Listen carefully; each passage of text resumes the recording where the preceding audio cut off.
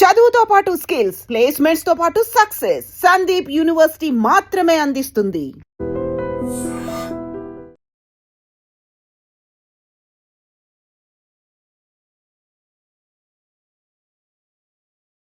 నమస్తే, welcome to I dream. నా పేరు వలి.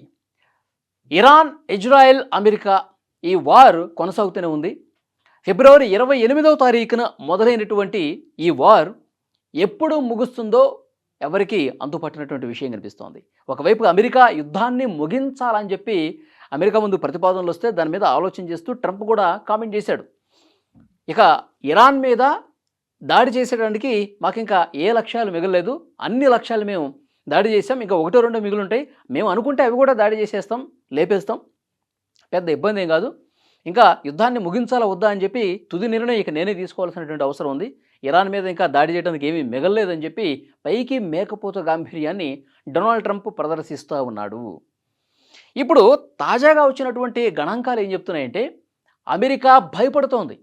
డొనాల్డ్ ట్రంప్ ఆయనకి నిద్ర పట్టట్ల. ఎందుకంటే ఇప్పటి వరకు జరిగినటువంటి యుద్ధం వల్ల పెను ఆర్థిక భారాన్ని అమెరికా మోస్తోంది, తీవ్రమైనటువంటి ఆర్థిక నష్టాన్ని చవిచూసింది అమెరికా. తాజాగా వస్తున్నటువంటి సమాచారం, అమెరికా అధ్యక్షుడు డొనాల్డ్ ట్రంప్ దగ్గరికి ఆ పార్టీకి సంబంధించినటువంటి సెనేటర్లు, కొంతమంది రక్షణ మంత్రి కావచ్చు, ఆర్థిక మంత్రి కావచ్చు, వాళ్ళందరూ కూడా మీటింగ్లో చెప్పింది ఏంటంటే ఇప్పటికే మనం చాలా తీవ్రంగా నష్టపోయాం, యుద్ధం ప్రారంభమైనటువంటి 6 రోజులకే $11 బిలియన్ ఖర్చు అయిపోయాయి. $11 బిలియన్ నష్టం చూసంటే భారత కరెన్సీలో ₹1,00,00,00,000 పైమాటే. ఇప్పుడు ఇంకా యుద్ధం కొనసాగుతుంది, ఇంకా పెరిగినటువంటి పరిస్థితి ఉంది ఈ ఆర్థిక భారం. ఇప్పుడు వెంటనే మనం యుద్ధాన్ని ఆపాల్సినటువంటి అవసరం ఉంది. ఒకవైపు మన సైనిక నిల్వలు ఏవైతే ఉన్నాయో అవన్నీ కూడా కరిగిపోతూ ఉన్నాయి, మరోవైపు ఆర్థికంగా పెనుభారమైనటువంటి పరిస్థితి ఉంది. ఈ విధంగా యుద్ధాలు చేయడం అమెరికా ప్రజలకు కూడా నచ్చట్లేదు, మన మీద వ్యతిరేకత వస్తుంది. రేపు అక్టోబర్, నవంబర్లో ఎలక్షన్స్ కూడా ఉన్నాయి. వీటిని దృష్టిలో పెట్టుకొని వెంటనే మనం యుద్ధాన్ని ఆపాల్సినటువంటి అవసరం ఉంది అని చెప్పారు. ఇంకొక ముఖ్యమైనటువంటి ప్రతిపాదన ఏంటంటే అదనపు బడ్జెట్ కోసం, యుద్ధం వల్ల మనకు నష్టం వచ్చింది, మనం అదనపు బడ్జెట్ కూడా పెట్టాలి, దాదాపు $50 బిలియన్ సంబంధించిన అదనపు బడ్జెట్ మనకు అవసరం ఉందని చెప్పి చాలా స్పష్టంగా వాళ్ళందరూ ట్రంప్ ముందు ప్రతిపాదన తీసుకొచ్చారు. అంటే నేను యుద్ధాన్ని ఆపేస్తున్నాను అంటే ఎక్కడ పరుగు పోతుందని చెప్పి కక్కలేక మింగలేక డొనాల్డ్ ట్రంప్ వ్యవహరిస్తున్నట్టుగా కనిపిస్తోంది.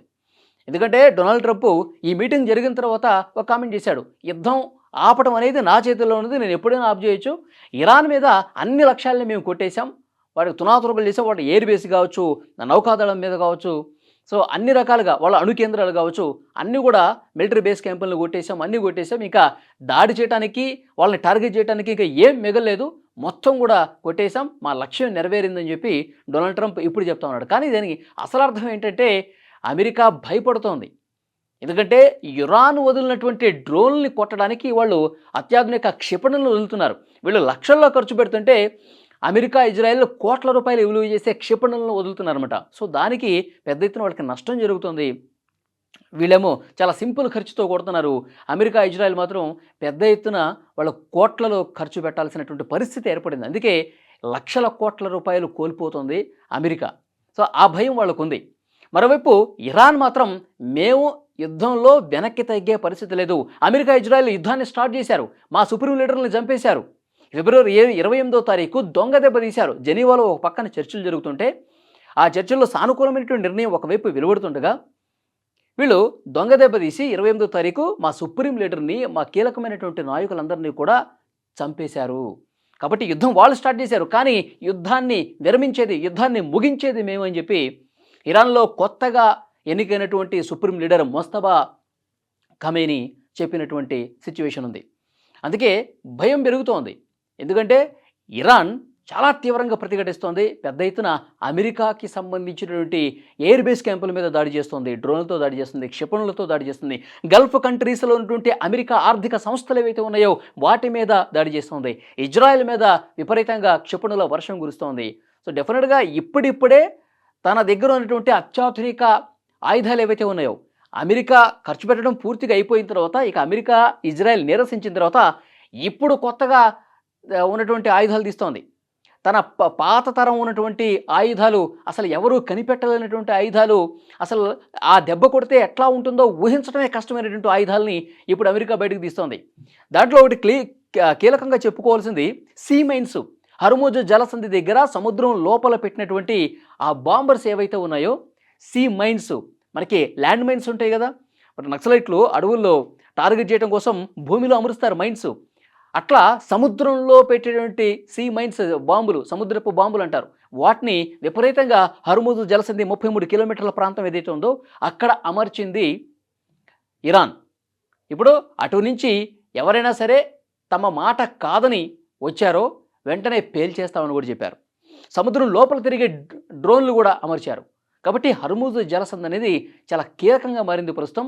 చమురు ఉత్పత్తి పూర్తిగా ఒకవైపు ఆగిపోతుంది, మరోవైపు చమురు నౌకలు హర్ముజ్ జలసంధి దాటడానికి ఇబ్బంది పడుతున్నటువంటి నేపథ్యంలో మొత్తం ప్రపంచం ఆర్థికంగా కుదేలయ్యే పరిస్థితి ఏర్పడింది. చమురు అనేది అవి వెళ్ళకపోతే చాలా దేశాలు ఇబ్బంది పడే పరిస్థితి ఉంది. సో దానివల్ల ప్రపంచ ఆర్థిక వ్యవస్థ కుంటుపడే అవకాశం ఉంది. కాబట్టి ఈ భయం అమెరికా మీద ఉంది. ఎందుకంటే చాలా దేశాలు అమెరికాని ఒత్తిడి తీసుకొస్తామని అమెరికా మీద, యుద్ధం ఇక ఆపండి, ఇక ప్రకటన చేయండి అని చెప్పి మొత్తుకుంటున్నటువంటి పరిస్థితి ఉంది. సో డెఫినెట్గా అమెరికాకైతే ఈ యుద్ధం చరిత్రలో ఎప్పుడూ మిగల్చినటువంటి ఒక తీరని నష్టాన్ని మిగిల్చినటువంటి సిచ్యువేషన్ ఉంది. 1,00,000 కోట్లు 6 రోజులు అయిపోయినాయి. ఇప్పటి వరకు చూసుకుంటే ఇంకొక 1,00,000 కోట్ల వరకు ఖర్చు అవుతుంది. ఇంకా ఆ గణాంకాలు రావాల్సినటువంటి అవసరం ఉంది. ఈ యుద్ధం మాత్రం పైకి మేమే గెలిచాము, ఇరాన్ని మేము దెబ్బ కొట్టేశాము, ఇరాన్ కోలుకోవడానికి కొన్ని సంవత్సరాలు పడుతుందని చెప్పి అమెరికా, ఇజ్రాయెల్ ప్రకటించుకుంటున్నప్పుడు కానీ తీవ్రమైనటువంటి ఆర్థిక నష్టం చూసింది అమెరికా. అమెరికా కూడా చాలా ఇబ్బందికర పరిస్థితుల్లో ఉంది. యుద్ధం ముగించాల్సినటువంటి గత్యంతరం ఏర్పడింది. అందుకే ట్రంప్ ఇప్పుడు ఇలాంటి ప్రకటనలు చేస్తున్నట్టుగా తెలుస్తోంది. కానీ మరి ఇరాన్ ఏ మేరకు ఒప్పుకుంటుంది? ఇంత తీవ్రంగా తమ సుప్రీం లీడర్ని కోల్పోయి తీవ్రమైనటువంటి మొత్తం ఆ సైనికుల్ని, ప్రజల్ని కోల్పోయినటువంటి ఇరాన్ ఏ విధంగా యుద్ధాన్ని ముగిస్తున్నామంటే దాన్ని ముగించే పరిస్థితి ఉంటుంది? ఈ యుద్ధం ముగించాలంటే ఇరాన్ ఎలాంటి డిమాండ్స్ పెడుతుంది?